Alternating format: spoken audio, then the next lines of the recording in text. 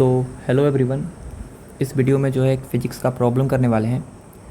जो सवाल में दिया हुआ है, a small ring of mass M can slide on a smooth straight wire and a particular particle of mass 2m attach to a ring by a light inextensible string of length l। यहाँ पर एक सवाल है कि एक small ring है, ये वाला देखिए यहाँ पर आपको दिख रहा होगा, एक स्मॉल रिंग है, ठीक है ना। और इस स्मॉल रिंग का मास है मेरा स्मॉल m दिया हुआ, ठीक है ना, स्मॉल m दिया हुआ। Can slide on a smooth straight wire, एक वायर दिया हुआ है और एक स्मूथ है, किसी प्रकार का कोई फ्रिक्शन विक्शन नहीं है। इसके साथ एक 2m मास का ऑब्जेक्ट जो है, पार्टिकल जो है अटैच्ड है to a ring by a light inextensible string. मतलब ये वाला जो लेंथ है इसका l दिया हुआ है और इन एक्सटेंसिबल है। The particle is held in A contact with the wire, यानी इसको जो है वायर के contact, the particle is held in A contact with a wire, माने ये जो बीड है हमारा, ठीक है ना, रिंग, ये जो रिंग बोल सकते हैं, ठीक है ना, वो इस वायर के साथ कॉन्टैक्ट में है with the string taut and it is then let fall. ठीक है, पूरी बढ़िया तरीके से ये जो है पूरा टाउट है स्ट्रिंग ये वाला, पूरा ये वाला इस तरह से, ठीक है ना। और इसके बाद इसको हम छोड़ देते हैं। Find the tension in the string when the string makes the angle theta in the wire. ठीक है, ये सवाल है हमारा। तो चलिए, सवाल बहुत बढ़िया है, इसको हम थोड़ा सा एनालाइज करते हैं पहले मोशन को कि कैसा मोशन होगा, ठीक है ना। पहले m मास 2m मास का, तो चलिए स्टार्ट करते हैं, ठीक है। चलिए, सबसे पहले देखिए पी m मास पे कौन कौन सा फोर्स लगेगा। तो m मास पे कौन कौन सा फोर्स लगेगा, आप लोग बोलिएगा कि ए वाला है हमारा बीड है, ऐसे शुरुआत में इस पे m मास पे ग्रेविटेशनल फोर्स m इंटू जी लगेगा नीचे। तो ये जो वायर है, वायर का सरफेस इसको पुश करेगा बाई नॉर्मल फोर्स n से। n और mg क्या होगा, आपस में इक्वल होगा। और ये जो हमारा 2m मास का ब्लॉक इसके साथ अटैच्ड है, 2m मास का ब्लॉक, इस पे टेंशन इधर आएगा, इस पे टेंशन इधर आएगा, वो इंटरनल फोर्सेस हैं, आपस में क्या हो जाएंगे, कैंसिल हो जाएंगे। और हॉरिजॉन्टल में कोई फोर्सेस नहीं है, हॉरिजॉन्टल में कोई फोर्सेस नहीं है। क्यों? क्योंकि हॉरिजॉन्टल में इसका सरफेस भी यहाँ पे कैसा दिया है, स्मूथ दिया है। स्मूथ दिया है तो किसी प्रकार का कोई फ्रिक्शन नहीं आएगा, और कोई फ्रिक्शन नहीं आएगा तो हॉरिजॉन्टल में कोई फोर्स, नेट फोर्स जीरो है, ठीक है। नेट फोर्स कितना है, जीरो। सारा का सारा फोर्सेस जो है किधर है, वर्टिकल में है। और अगर सारा का सारा फोर्सेस वर्टिकल में, इस पर ग्रेविटेशनल फोर्स 2m इंटू जी लगेगा नीचे, तो सारा का सारा फोर्स वर्टिकल में है। तो इसका मतलब ये हुआ कि जो भी सेंटर ऑफ मास का एक्सेलरेशन होगा, वेलोसिटी होगा, सारा का सारा किधर होगा, वाई एक्सिस के लॉन्ग ही होगा, वर्टिकल में ही होगा, हॉरिजॉन्टल में नहीं होगा, ठीक है ना। चलिए, तो अगर हम आपसे पूछे कि बताइए, पहले सबसे पहला सवाल आपसे, वहाँ तक पहुँचने से पहले आपको छोटा मोटा सवाल हम आपसे पूछ रहे हैं। बताइए कि अगर ये रॉड जो है, अगर रॉड इस तरह से, ये हमारा इसके साथ अटैच्ड है 2m मास का ब्लॉक, ये रॉड नहीं है, ये वायर है। और अगर ये 2m मास का अटैच्ड है, इसका मास m है, सेंटर ऑफ मास का पोजीशन कितना होगा, लेंथ l है। तो आपको पता है कि सेंटर ऑफ मास जो है हमेशा हैवियर मास की तरफ होता है। लेट्स ए वाला यहाँ पे सेंटर ऑफ मास होगा, सेंटर ऑफ मास लेट्स यहाँ पर होगा। तो कितना लेंथ पे होगा, तो टोटल अगर आपका लेंथ l है और मास है 1:2 के रेशियो में, तो सेंटर ऑफ मास आपको पता होगा, ए वाला लेंथ आपको निकालने आता होगा x1, और ए वाला लेंथ कितना है आपका x2। तो ये x1 का फॉर्मूला होता है this x1 is equal to m2d, मैंने 2m इंटू डी कितना है, उनके बीच का separation l by m1 plus m2, तो m प्लस 2m, तो ये हो जाएगा 2ml बाई कितना 3m, m से m कैंसिल हो जाएगा और आपका आ जाएगा 2l/3। मतलब यहाँ से सेंटर ऑफ मास जो है 2l/3 है, तो ऑफकोर्स यहाँ से मास कितना होगा, l/3। आपको तो बोले ही थे कि जो सेंटर ऑफ मास होता है हेवियर मास की तरफ ही होता है। अब ये जो सेंटर ऑफ मास है, इसका मोशन सिर्फ और सिर्फ कौन सा डायरेक्शन में होगा, ऐसे वर्टिकल डायरेक्शन में ही होगा, ठीक है। कभी भी ये जो है हॉरिजॉन्टल में मूव नहीं करेगा, क्योंकि नेट फोर्स जो है सेंटर ऑफ मास का, वो हॉरिजॉन्टल में कितना है, जीरो है। नेट फोर्स जो है m और 2m पूरा सिस्टम पे वो जीरो है, ठीक है ना। चलिए आगे चलते हैं, थोड़ा बीट का हम थोड़ा मोशन के बारे में दिखाते हैं क्या होगा। कुछ समय के बाद सिचुएशन क्या आएगा, कुछ समय के बाद, कि ये जो m मास का ऑब्जेक्ट है, जो m मास का बीड है, वो थोड़ा स्लाइड होके इधर आएगा, और सेंटर ऑफ मास अभी भी इसी लाइन पे लाई करने वाला है, ठीक है ना, स्लाइड होके इधर आएगा। और ये 2m मास जो है थोड़ा यहाँ आ जाएगा, ऐसे मान लीजिए कि 2m मास यहाँ पर आ गया, 2m मास। तो ऑफकोर्स ये जो बीड है अभी 2m मास है, ऑफकोर्स ये दोनों को ज्वाइन करने वाला जो लाइन होगा, ऑफकोर्स ये वाला होगा, लाइन बोल रहे हैं, धागा जो एक्सटेंसिबल, सेंटर ऑफ मास यहाँ पर आ जाएगा, ठीक है। देखिए पहले सेंटर ऑफ मास यहाँ पे था, अब सेंटर ऑफ मास किधर आ गया, चलते चलते यहाँ पर आ गया। इसका मतलब ये हुआ कि जो भी नेट फोर्स है, नेट फोर्स वो किधर है, नेट फोर्स हॉरिजॉन्टल डायरेक्शन में, किस पे, स्मॉल m प्लस 2m पे। स्मॉल m मैंने रिंग और 2m मास का मतलब ये जो ब्लॉक है उन दोनों पे नेट फोर्स 0 है हॉरिजॉन्टल में, तो सारा का सारा सेंटर ऑफ मास का एक्सेलरेशन जो है हॉरिजॉन्टल में कितना होगा, 0 होगा, ठीक है ना। तो सेंटर ऑफ मास का एक्सेलरेशन वर्टिकल में होगा, क्योंकि नेट फोर्स जो है वर्टिकल में 0 नहीं है, नेट फोर्स वर्टिकल में 0 नहीं है। आप लोग बोलिएगा कि यहाँ पे तो आपको दिख रहा है, यहाँ पे नॉर्मल ऊपर mg नीचे, हाँ स्मॉल m पे नेट फोर्स 0 है, लेकिन इस 2m मास पे नेट फोर्स वर्टिकल में 0 नहीं है, इस पे 2m मास पे ग्रेविटेशनल फोर्स 2mg नीचे है। फोर्स नीचे होने की वजह से, एक्सटर्नल फोर्स नीचे होने की वजह से वर्टिकल में एक्सेलरेशन ऑफ सेंटर ऑफ मास किधर शिफ्ट होगा, उसका एक्सेलरेशन होगा वर्टिकल में 0 नहीं होगा, मतलब सेंटर ऑफ मास का एक्सेलरेशन नीचे की तरफ होगा, ठीक है। तो सेंटर ऑफ मास इसी लाइन के अलोंग मूव करेगा, क्योंकि सेंटर ऑफ मास जो है वर्टिकल में ही मूव कर रहा है, हॉरिजॉन्टल में मूव नहीं करेगा, ठीक है। इस तरह से कुछ समय के बाद ये जो बीड है वो यहाँ पर आएगा, यहाँ पर आएगा तो सेंटर ऑफ मास कुछ इस तरह का हो जाएगा, ठीक है। और 2m मास यहाँ पर आ जाएगा, यहाँ पे ऐसे 2m मास, ठीक है। इसकी वेलोसिटी इधर की तरफ होगी। कुछ समय के बाद सिचुएशन ये होगा कि बीड यहाँ पर आ जाएगा, बीड बोलिए या रिंग बोलिए, और इस तरह का सिचुएशन हो जाएगा मेरे पास। सेंटर ऑफ मास जो है वो कहाँ हो जाएगा, नीचे हो जाएगा, ठीक है ना, इस तरह से। फिर यहाँ पर पहुँचेगा, यहाँ पर मान लीजिए बीड, तो सेंटर ऑफ मास जो है कुछ यहाँ पर आ जाएगा, सेंटर ऑफ मास जो है कुछ यहाँ पर आ जाएगा, ठीक है, ऐसे। ये हमारा 2m मास है, ठीक है ना। सेंटर ऑफ मास अभी भी यही रहेगा। मान लीजिए कुछ समय के बाद ये वाला यहाँ पर हो जाएगा 2m मास, और इस तरह से 2m मास फिर से यहाँ पर आ जाएगा, ऐसे 2m मास यहाँ पे, ठीक है। और यहाँ पे वेलोसिटी उसका कितना हो जाएगा, 0।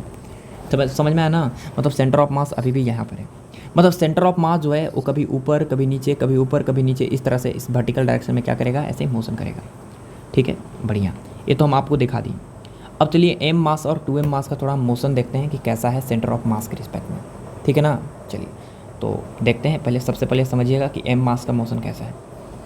तो सबसे पहले देखिए कि m मास जो है, सबसे पहले m मास यहाँ पर ऐसे है, इस पर मान लीजिए कि स्ट्रिंग ऐसे है, और स्ट्रिंग मान लीजिए ऐसे इस डायरेक्शन में कोई एंगल बना रहा है, लेट्स स्ट्रिंग जो है कुछ एंगल बनाने लगा ऐसे, लेट्स ऐसे 2m मास का ये ऑब्जेक्ट है, स्ट्रिंग बना रहा है मान लीजिए एंगल थीटा। तो इस पे ग्रेविटेशनल फोर्स m × g इधर है, नॉर्मल फोर्स ऊपर की तरफ है, और इस पे टेंशन फोर्स इधर की तरफ है। तो इस बिड पे कंपोनेंट होगा t का cos थीटा, और इस पे t का नीचे कंपोनेंट होगा t sin थीटा। नॉर्मल जो है बराबर होगा mg + t sin थीटा के। वर्टिकल में तो कोई एक्सेलरेशन नहीं है, लेकिन ये जो t cos थीटा है वो इस रिंग के लिए एक एक्सटर्नल फोर्स हो गया, एक अनबैलेंस फोर्स हो गया, जिसकी वजह से इसके पास एक्सेलरेशन आएगा इधर की तरफ, एक्सेलरेशन आएगा इधर की तरफ। तो ये जो m मास की है जो रिंग है, इसकी वेलोसिटी लगातार इधर बढ़ेगा बढ़ेगा बढ़ेगा बढ़ेगा, और बढ़ते बढ़ते बढ़ते बढ़ते जब यहाँ पर ही बीच में पहुँचेगा, बीच में सबसे बीच में, ठीक है ना, ऐसे बीच में जब पहुँचेगा तो उस समय जो है इसकी वेलोसिटी सबसे ज़्यादा होगी, मैक्सिमम होगी। उसके बाद क्या होगा, उसके बाद जैसे ही ये बीड आगे जाएगा, मैंने रिंग आगे जाएगा, तो उस केस में क्या हो जाएगा, स्ट्रिंग इस तरह से स्टैंड हो जाएगा ऐसे, तो इस पर टेंशन आएगा इधर की तरफ, ये मास 2m मास का ऑब्जेक्ट है, इस पर टेंशन आएगा इधर की तरफ, इसका मान लेते हैं एंगल थीटा है, तो t का कंपोनेंट आएगा t cos थीटा, एक्सेलरेशन होएगा इधर, और वेलोसिटी आगे, इसकी वेलोसिटी आगे, टेंशन पीछे, तो एक्सेलरेशन भी पीछे हो गया। एक्सेलरेशन पीछे होने की वजह से लगातार बीड की वेलोसिटी घटेगा घटेगा घटेगा घटेगा घटेगा, और घटते घटते कितना हो जाएगा, 0। और कुछ समय के बाद सिचुएशन वही आ जाएगा जो पहले था, बस यहाँ पे 2m मास यहाँ आ जाएगा, 2m मास यहाँ आ जाएगा, ठीक है ना, ऐसे। अब देखिए ध्यान से कि अगर हम सेंटर ऑफ मास के रिस्पेक्ट में देखें, सेंटर ऑफ मास के रिस्पेक्ट में, तो ये जो m मास है, m मास वो क्या कर रहा है, सेंटर ऑफ मास के रिस्पेक्ट में देखें, सेंटर ऑफ मास के रिस्पेक्ट में सेंटर ऑफ मास रेस्ट पे आ जाएगा। और सेंटर ऑफ मास अगर रेस्ट पे आ जाएगा तो ऐसा लग रहा है कि सेंटर ऑफ मास अगर रेस्ट पे आ जाएगा, जैसे इसको थोड़ा समझाने के लिए अगर हम देखें तो यहाँ पर इस तरह से ये हमारा वायर है, ये हमारा वायर है, और ये हमारा रिंग है, और 2m मास का ऑब्जेक्ट है। तो सेंटर ऑफ मास यहाँ पर है, सेंटर ऑफ मास यहाँ पर है, तो इसको ही इसी के रिस्पेक्ट में देखें अगर, तो सेंटर ऑफ मास रेस्ट पे आ जाएगा। तो ध्यान से देखिए इसके रिस्पेक्ट में क्या हो रहा है, ये वाला लेंथ कितना है आपका 12/3, और इसका लेंथ कितना है L/3। तो इसके रिस्पेक्ट में क्या हो रहा है, सेंटर ऑफ मास के रिस्पेक्ट में, कभी ये बीड जो है यहाँ पहुँच रहा है, यहाँ, ठीक है, यहाँ पे, फिर ये बीड कभी यहाँ पहुँच रहा है, फिर ये बीट कभी यहाँ पहुँच रहा है, फिर ये बीट कभी यहाँ पहुँच रहा है, फिर ये बीट कभी यहाँ पहुँच रहा है, कभी ये बीट यहाँ पहुँच रहा है। मैंने m मास का जो बीट है वो कैसा मोशन कर रहा है, ऐसे ऑसिलेटरी मोशन कर रहा है, जिसका एम्पलीट्यूड कितना है 12/3 है। मैंने सेंटर ऑफ मास के रिस्पेक्ट में जो स्मॉल m का बीट है वो कैसा मोशन कर रहा है, एक ऑसिलेटरी मोशन कर रहा है, जिसका एम्पलीट्यूड कितना है 12/3 है। समझ में आया। तुम यहाँ पे लिखेंगे कि small m perform oscillatory motion with respect to center of mass। समझ में आया, वो जो एम्पलीट्यूड इज 12/3, क्लियर हो गया? तो कैसा मोशन कर रहा है वो? एक ऑसिलेटरी मोशन कर रहा है। ठीक है, चलिए ये था। अब बात करते हैं कि जो अगर हम 2m मास का ऑब्जेक्ट का अगर सेंटर पाथ देखें, अगर m मास के रिस्पेक्ट में, स्मॉल m मास के रिस्पेक्ट में, तो ये जो 2m मास होगा वो स्मॉल m मास के रिस्पेक्ट में कैसा होगा? तो अगर आप स्मॉल m मास को अगर आप रेस्ट पे ला दीजिएगा, स्मॉल m मास को अगर आप रेस्ट पे ला दीजिएगा, मान लीजिए स्मॉल m यहाँ पर है बीचों बीच, और इसको आप रेस्ट पे देख रहे हैं विथ रिस्पेक्ट टू m देख रहे हैं, ring with respect to ring. तो अगर रिंग के रिस्पेक्ट में देखें तो ये जो रिंग का रिस्पेक्ट में जो होगा ये 2m मास, इसके ये 2m मास, इस 2m मास के पास कभी वेलोसिटी इधर होगा, इसकी वेलोसिटी इधर होने की वजह से लगातार इसकी वेलोसिटी इधर की तरफ होगी, क्योंकि ये तो रेस्ट पे है ना, तो पहले ये जाएगा इधर की तरफ ऐसे, ठीक है, फिर ये नीचे गिरेगा, फिर ये जाएगा इधर की तरफ, फिर ये जाएगा इधर की तरफ, फिर ये जाएगा इधर की तरफ, फिर ये जाएगा इधर की तरफ। माने इस स्मॉल m के रिस्पेक्ट में ये जो 2m मास है ऑब्जेक्ट है, एक ऐसा मोशन कर रहा है, एक सर्कुलर मोशन कर रहा है। ठीक है, सर्कुलर मोशन कर रहा है, मतलब ये स्मॉल रिंग की मास की रिस्पेक्ट में जो 2m ब्लॉक है वो कैसा मोशन कर रहा है? सर्कुलर मोशन कर रहा है। ठीक है ना, चलिए तो हम पहले देख लिए कि इस m मास का पाथ और 2m मास का पाथ जो है वो किस तरह से है। ठीक है ना, चलिए अब आगे चलते हैं, आगे चलते हैं। अब जो है हम तुमको बताने वाले हैं कि ये जो रिंग है, ठीक है ना, रिंग, और ये जो 2m मास है उसका तो हम पाथ देख लिए। अब थोड़ा सा हम स्ट्रिंग के अंदर टेंशन देखने वाले हैं कि ये स्ट्रिंग के अंदर टेंशन कितना आएगा जब वो थीटा एंगल बनाएगा। ठीक है ना, चलिए तो इसको देख लेते हैं, जब ये थीटा एंगल बनाएगा तो उसके अंदर टेंशन कितना होगा। तो ये हमारा इस तरह का हमारा वायर है और यहाँ पर ऐसे बिड है। अब देखिए बिड का जो मास है, बिड का मास बोलिए, रिंग का मास बोलिए, m है। अभी एंगल जब थीटा बनाएगा मैंने कुछ इस तरह का, ठीक है ना, यहाँ पे, तो इसका मास कितना दिया हुआ है? 2m। तो सिचुएशन क्या होगा समझिएगा, ए वाला एंगल बना रहा है थीटा, तो इस पर टेंशन फोर्स आएगा इधर की तरफ t, और इस पर टेंशन इधर की तरफ आएगा t। ठीक है, t का इस एक कॉम्पोनेंट आएगा t cos थीटा, और t का एक कॉम्पोनेंट आएगा t sin थीटा। ठीक है, सेंटर ऑफ मास कहीं यहाँ पर होगा। ठीक है ना, इस तरह से सेंटर ऑफ मास कहीं यहाँ पर होगा। ठीक है, पहले 2m मास यहाँ पे था और ये 2m मास यहाँ पर आ गया। स्ट्रिंग का लेंथ कितना दिया हुआ है? l दिया है। अब समझिएगा यहाँ पे क्या सिचुएशन है। यहाँ पे इस t cos थीटा की वजह से स्मॉल m के पास एक एक्सेलरेशन आएगा, इस एक्सेलरेशन को लिखेंगे t cos theta by small m। ठीक है, t cos थीटा बाई कितना? स्मॉल m लिखेंगे। टेंशन t है और जो भी फोर्सेस है वो दिखाइए आप यहाँ पे। तो नॉर्मल फोर्स कितना होगा? देखिए यहाँ पे नॉर्मल फोर्स होगा ऊपर की तरफ और mg लगेगा नीचे की तरफ। ये तो वर्टिकल में फोर्सेस सारे बैलेंस होंगे। हॉरिजॉन्टल में एक इस रिंग के पास एक अनएक्सेलरेटेड फोर्स है, सॉरी एक बैलेंस फोर्स है, अनबैलेंस फोर्स है t cos थीटा। ठीक है ना, और ये हमारा सेंटर ऑफ मास है। अब देखिए इस बिड के रिस्पेक्ट में, इस बिड के रिस्पेक्ट में इसके पास कुछ वेलोसिटी भी होगा इधर की तरफ भी, क्योंकि पहले शुरुआत में तो वेलोसिटी 0 था, लेकिन जब ये 2m मास नीचे की तरफ आएगा तो इस टेंशन फोर्स इधर की तरफ आने की वजह से इसकी वेलोसिटी बढ़ते बढ़ते कितना हो गया? v हो गया। कितना हो गया? v इधर की तरफ। और इधर की तरफ ये जो 2m मास है इसकी वेलोसिटी जो है इसके रिस्पेक्ट में, इस बिड के रिस्पेक्ट में सारा का सारा परपेंडिकुलर होगा, ऐसे ऐसे।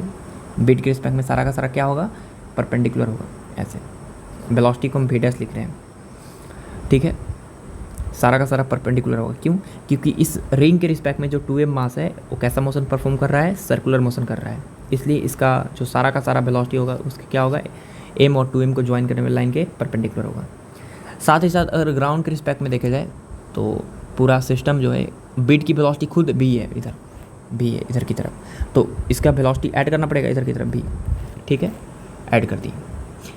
एक काम और करना पड़ेगा कि सारा का सारा सिचुएशन अगर हम विथ रिस्पेक्ट टू बीट देख रहे हैं, बीट देख रहे हैं या रिंग देख रहे हैं, तो बीट या रिंग के रिस्पेक्ट में जो है, बीट के या रिंग के रिस्पेक्ट में अगर देख रहे हैं तो बीट या रिंग के पास कोई एक्सेलरेशन है ये, तो वो एक एक्सेलरेटेड फ्रेम में है, इसलिए यहाँ पर एक स्यूडो फोर्स भी हमको लगाना पड़ेगा। किस पे? 2m मास पे। ठीक है ना, क्योंकि वो एक्सेलरेटेड फ्रेम है। ठीक है ना, non inertial frame of reference है। तो उसके लिए जो है हमको 2m मास के ब्लॉक पे एक स्यूडो फोर्स लगाना पड़ेगा 2m मास के ब्लॉक पे, जो होगा एक्सेलरेशन के अपोजिट। तो पीछे की तरफ फोर्स लगेगा इधर की तरफ, कितना? Mass into acceleration. एक्सेलरेशन कितना है? t cos theta by m। m से m कैंसिल हो गया और इधर की तरफ स्यूडो फोर्स आ गया, कितना? 2t cos theta. और ए वाला अगेन एंगल कितना होगा? थीटा ही होगा। ध्यान से देखिए, इधर की तरफ सीडो फोर्स लग गया 2t cos थीटा लग गया, ठीक है, बढ़िया बात है। अब देखिए यहाँ पे कि इस स्मॉल m के रिस्पेक्ट में ये जो बीड है कैसा मोशन कर रहा है, सर्कुलर मोशन। तो सर्कुलर मोशन कर रहा है तो सेंटर की तरफ एक एसरेशन आएगा, ऐसे सेंट्रीपिटल एसरेशन, सेंट्रीपिटल एसरेशन, ठीक है, सेंट्रीपिटल एसरेशन। तो अगर हम लिखना चाहें, न्यूटन्स लॉ लगाना चाहें एलोंग द स्ट्रिंग, तो क्या लिखिएगा, 2t cos थीटा का ये जो कॉम्पोनेंट होगा इधर की तरफ होगा 2t cos स्क्वायर थीटा, ठीक है, इधर की तरफ 2t cos स्क्वायर थीटा। और ये जो 2m मास के ब्लॉक है उस पर ग्रेविटेशनल फोर्स लगेगा 2mg नीचे। बताइए ई थीटा इन 90 माइनस थीटा, तो again this is comes out to be theta. 2mg का एक कॉम्पोनेंट आएगा 2mg cos थीटा, और ए वाला जो है अलोंग द स्ट्रिंग आएगा इधर की तरफ 2mg sin थीटा, ठीक है, 2mg sin थीटा। तो आप लोग बोलेगा कि देखिए एक टी फोर्स है, एक 2t cos square theta force है, तो नेट फोर्स कौन है, क्योंकि सेंटर इधर की तरफ एक्सेलरेशन है, अलोंग द स्ट्रिंग है, तो 2t cos स्क्वायर थीटा और t बड़ा है और 2mg sin थीटा छोटा है।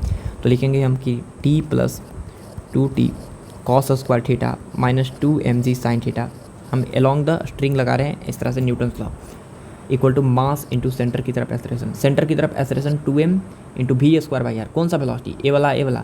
लेकिन यहाँ पे देखेंगे कि स्मॉल m मास के रिस्पेक्ट में देख रहे हैं, तो वेलोसिटी में कौन सा लिखेंगे, उसके परपेंडिकुलर होगा, तो बेडेस का स्क्वायर बाई आर, बेडेस का स्क्वायर बाई आर, आर नहीं कितना पास में सर्कुलर मोशन कर रहा है एल, ये लिख लिए।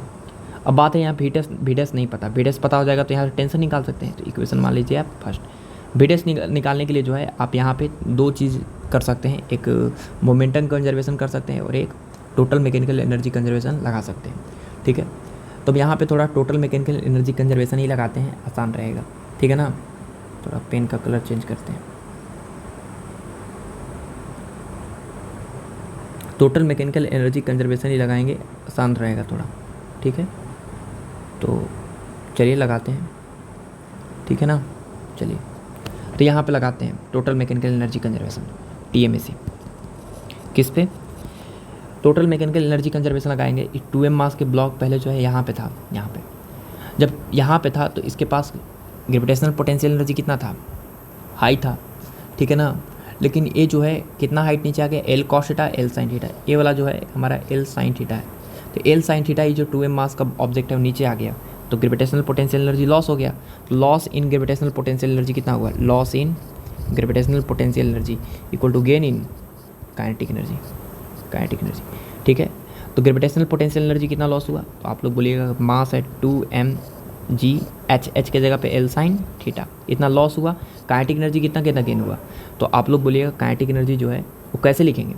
तो काइनेटिक एनर्जी जो है आप पूरा सिस्टम का लिखना जानते हैं कि या तो आप इसका रिजल्टेंट निकालिए और नेट वेलोसिटी लिखिए, या काइनेटिक एनर्जी लिखने का एक तरीका आपको पता होगा कि सेंटर ऑफ मास फ्रेम से लिखते हैं kinetic energy.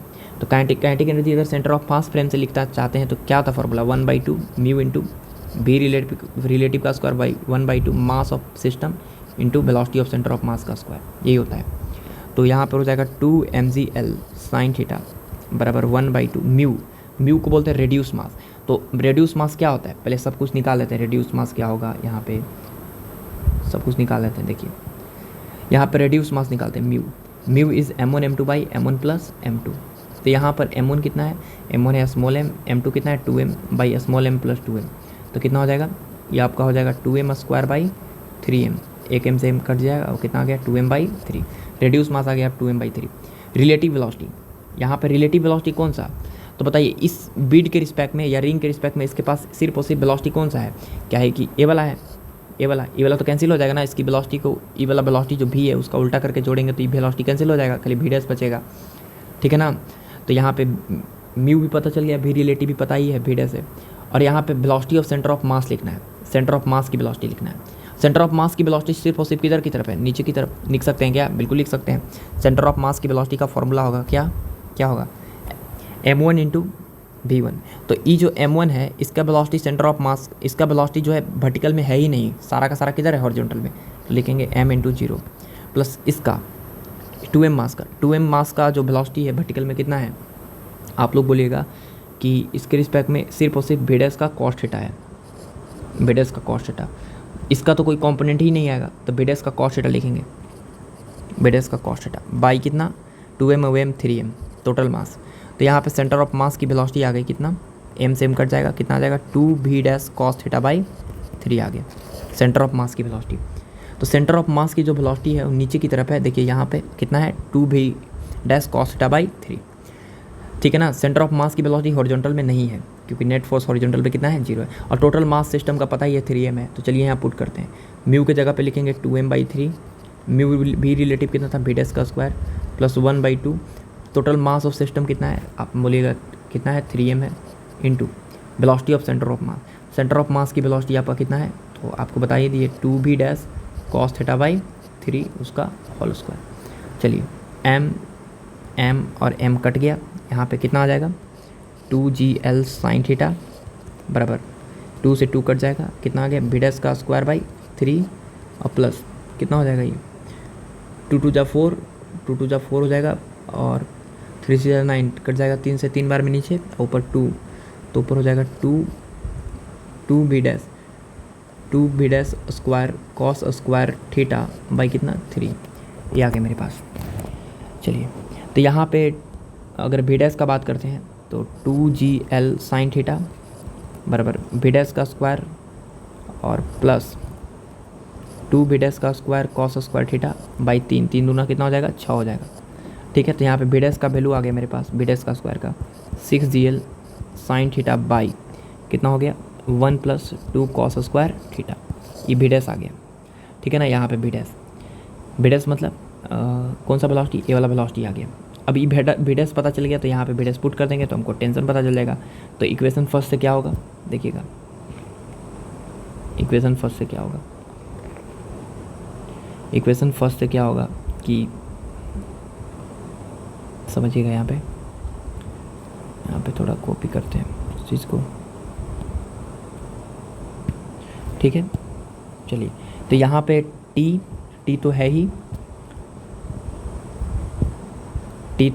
t plus 2t cos square theta तो होगा ही, माइनस 2mg साइन थीटा तो होगा ही बराबर 2m v dash square by l, उसको करेंगे तो 6gl sine theta by 1 plus 2 cos square theta into l नीचे है, l कट जाएगा, यहाँ पे 6 2 जा कितना हो जाएगा 12, यहाँ पे t कॉमन ले लीजिए तो हो जाएगा 1 प्लस कॉस स्क्वायर थीटा बराबर इधर आएगा तो 2mg साइन थीटा और प्लस कितना हो जाएगा ये 6 2 जा 12mg साइन थीटा बाई कितना 1 प्लस 2 कॉस स्क्वायर थीटा, ये हो गया मेरे पास, ठीक है। तो t जो हो गया मेरे पास 1 plus cos square theta 2 cos square theta, यहाँ पे 2 बराबर यहाँ पे कितना हो जाएगा, तो यहाँ पे अगर हम mg sine theta 2mg sine theta common लें तो कितना हो जाएगा 1 plus 6 by 1 plus 2 cos square theta. अगर हम यहाँ पे गुना करें तो t into 1 plus 2 cos square theta बराबर 6 एकम 6 और 7 हो जाएगा, तो 2mg sine theta into 7 plus 2 cos square theta by नीचे हो जाएगा 1 प्लस 2 कॉस स्क्वायर थीटा और नीचे भी एक और है तो 1 प्लस 2 कॉस स्क्वायर थीटा का ये हो जाएगा, नीचे स्क्वायर होके गुना हो जाएगा तो टेंशन आ जाएगा मेरे पास 2mg sine theta into 7 plus 2 cos square theta by 1 plus 2 cos square theta का होल स्क्वायर, ये हो गया मेरे पास टेंशन स्ट्रिंग के अंदर। समझ में आया, जब वो रॉड जो है स्ट्रिंग जो है अगर थीटा एंगल बनाएगा तो स्ट्रिंग के अंदर ये वाला जब ये थीटा बनाएगा ऐसे तो जो टेंशन आएगा स्ट्रिंग के अंदर वो कितना आएगा, तो स्ट्रिंग के अंदर जो टेंशन आएगा 2mg sine theta into 7 plus 2 cos square theta by 1 plus 2 cos square theta का होल स्क्वायर आएगा, ठीक है। चलिए अब यहाँ पे बात करते हैं कि अगर वो स्ट्रिंग वर्टिकल हो जाए तो कितना टेंशन होगा। तो जब थीटा 90 डिग्री हो जाए मैंने पूरा वर्टिकल हो जाए तो कितना होगा टेंशन, तो आप लोग बोलिएगा 2mg साइन यहाँ पे 90 डिग्री रखेंगे 7 plus 2 cos square 90 degree by 1 plus 2 cos square 90 degree का होल स्क्वायर।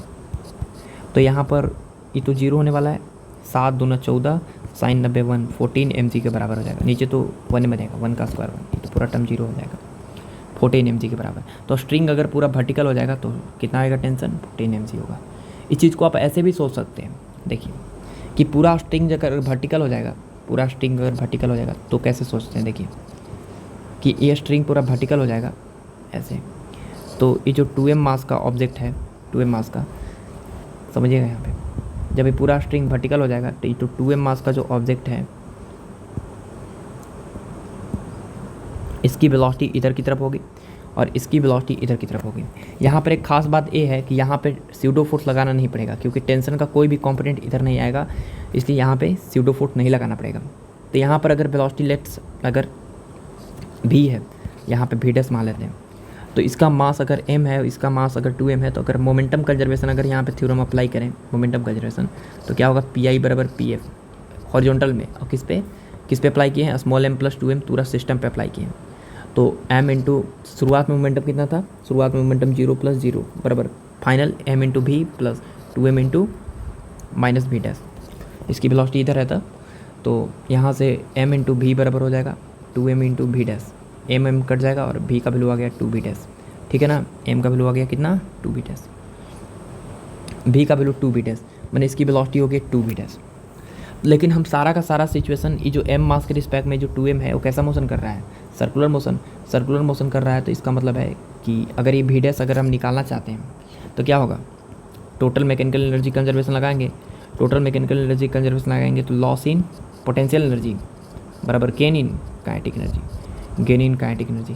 तो बताइए कि पोटेंशियल एनर्जी में कितना लॉस हुआ, तो आप लोग बोलिएगा 2m into G into L height नीचे आ गया ये वाला पूरा एल हाइट, काइनेटिक एनर्जी कितना गेन हुआ, तो 1/2 small m into V square, small m into V square मैंने v का स्क्वायर कीजिएगा तो 2 टू 4 v डैश का स्क्वायर प्लस 1/2 2m इंटू कितना v डैश का स्क्वायर, कितना हो जाएगा 2m इंटू वी डैश का स्क्वायर। एक काम करते हैं इधर लिखते हैं 2m इंटू वी डैश का square plus 1/2 into 2m into V dash का स्क्वायर, 2 से 2 कैंसिल, 2 से 2 बार में कैंसिल, तो 2mgl बराबर 2 अब एक 3m V dash square, m cut जाएगा और वेलोसिटी आ जाएगा वी डैश का वैल्यू 2gl/3 ये आ गया। तो इसकी वेलोसिटी आ गई मेरे पास 2gl/3 ये आ गई, और इसकी वेलोसिटी डबल होगी 2 टाइम्स ऑफ √2gl/3 ये आ गया। अब बात करते हैं कि अगर इस स्मॉल m के रिस्पेक्ट में 2m मास कैसा मोशन कर रहा है, सर्कुलर मोशन, तो with respect to small m का बात करते हैं, रिंग की बात करते हैं, तो रिंग के रिस्पेक्ट में क्या होगा, रिंग के रिस्पेक्ट में रिंग को खुद रेस्ट पे लाना पड़ेगा, लेकिन रिंग का जो भी वेलोसिटी एक्सेलरेशन है सबको उल्टा करके जोड़ना पड़ेगा, किसके साथ, इस 2m मास के ऑब्जेक्ट के साथ। तो 2m मास के पास इसकी वेलोसिटी खुद इधर की तरफ थी v डैश, इधर की तरफ कितना था 2v डैश, और इसकी v डैश थी, इसकी v डैश थी और इसकी 2v डैश थी, तो रेस्ट पे आ जाएगा ना, तो इसकी वेलोसिटी उल्टा करके जोड़ेंगे तो प्लस 2v डैश उल्टा करके जोड़ देंगे तो हो जाएगा 3v डैश हो जाएगा इसकी वेलोसिटी 3v डैश, ठीक है, मतलब 3 टाइम्स ऑफ √2gl/3। और ऊपर लग रहा है इस पर ग्रेविटेशनल फोर्स 2m इंटू जी नीचे की तरफ, टेंशन फोर्स ऊपर और सेंट्रीपिटल एक्सेलरेशन भी किधर आएगा ऊपर। आप बोलिएगा स्यूडो फोर्स नहीं लगाएं क्योंकि यहाँ पे किसी प्रकार का कोई एक्सेलरेशन नहीं है, इसके पास एक्सेलरेशन कितना है 0 है। तो यहाँ पर कौन फोर्स बड़ा है, आप लोग टी बोलिएगा, टी बड़ा है 2mg छोटा है बराबर मास इंटू एक्सेलरेशन ऊपर की तरफ v dash square by v dash नहीं 3v डैश का स्क्वायर बाई r, ठीक है, 3v डैश मैंने 3 इंटू 2gl बाई कितना 3 रूट उसका whole square by r l जगह लिखते हैं। तो यहाँ पे t इक्वल टू हो जाएगा 2mg, इस ला के ऐड करेंगे 2m इंटू 3 तरीके 9 और ये हो जाएगा कितना 3 इंटू 2gl/3, ठीक है 2gl/3 और 3 तरीके 9 हो जाएगा और बाई l कट जाएगा 3 से 3 बार में, 3 दूना 6 दूना 12 mg, तो t इक्वल टू हो जाएगा 12 और 2 14 mg। ऐसे भी निकाल सकते हैं आप लोग, ठीक है टेंशन। तो ये था हमारा सवाल जिसमें बहुत बढ़िया सवाल था, आपको बढ़िया तरीके से समझाने का प्रयास करें। All the best.